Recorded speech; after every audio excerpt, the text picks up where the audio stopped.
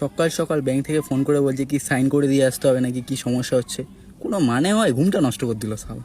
তারপর যা হোক করে রেডি হয়ে বেরিয়ে পড়লাম। এবার তোমরা বলবে যে আমি ব্রাশ করি না, তাই তো? ঠিক আছে, এই দেখো।